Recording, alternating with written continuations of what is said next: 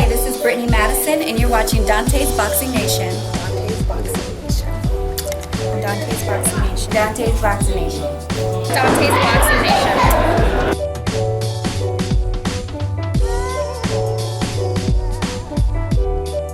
All right, Mauricio, we over here. We just watched a terrific performance by Gennady Golovkin knocking out Willie Monroe.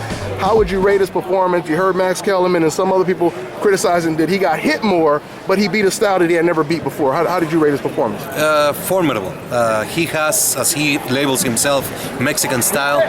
That style, like Chavez, goes forward, allows to get hit in order to get the punches in.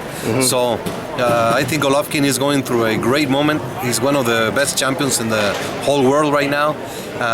Roman Gonzalez left the ring very hot. Yeah, it was an impressive performance. 2 great knockouts, a great night of boxing. Yeah, speaking of a great night of boxing, is this the biggest year of boxing we've ever had? I mean, with all these fights back to back to back. It is shaping to be one of the greatest years ever in boxing.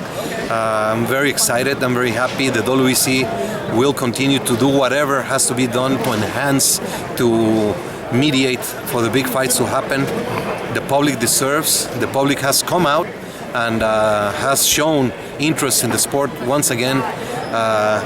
Like every sport, there are cycles. This time we're riding a very high wave, and I'm sure it's going to keep like that if we all work together in making the best fights. Absolutely. TV networks, promoters, managers, boxers, trainers, organizations, everybody has to work together. And speaking of Mexican style, you brought it up. He wants to fight Canelo. Like I said, that would be huge. Huge. But Oscar De La Hoya says Canelo's not ready for another 2 years. How could that be possible?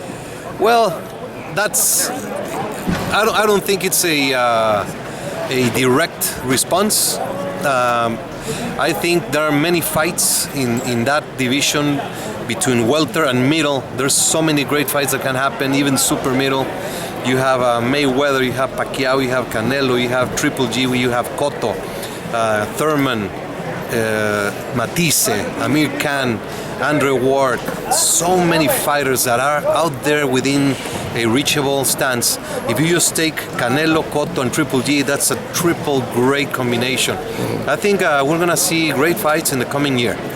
You said that you're going to let Cotto and Canelo happen, and that winner has to fight Triple G. Yes, I believe there's, of course, Triple G won.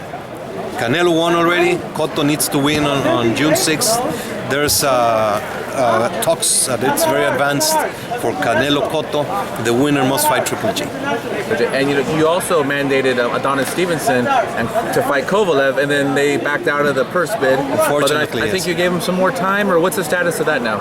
No, we mandated, and then there was talk that they would be able to negotiate a voluntary term, but now it's not a mandated fight because it was not. It was in good intentions. We tried to do it. The promotions tried to do it. It just couldn't work out. I've been said there's some contractual issues, but we will keep trying to make the big fights. Mauricio, speak on that. You know, the Stevenson-Kovalev fight, you guys went out of your way to try to make that fight happen. Yes. And in the end, they didn't go through with that. You know, speak on that a little bit. Well, the Board of Governors, during the convention, we reviewed and we took the rules up to the greatest extent. So we said Stevenson had to win in December, then Kovalev had to fight Pascal, and then we knew he had an IBF mandatory, so we also said he has to comply with the IBF, not to get into hurting any third party, and then we will do a 50-50 split. So everything was voted in favor. We tried to secure such fight other than the split immediately, but it didn't happen, and hopefully their ways will meet again in the near future and the fight will happen. But you guys went out of your way to try to make that happen, and you actually said at the convention that the WBC wants to make the best fights happen for the fans. Yes. And so like you actually did something different. Yes, we have to understand that we are in a different era. We have to understand that the fans are much more into the public opinion. They have the ability to go in the social media and let us know what is happening. It's a direct communication with the fans, with the press.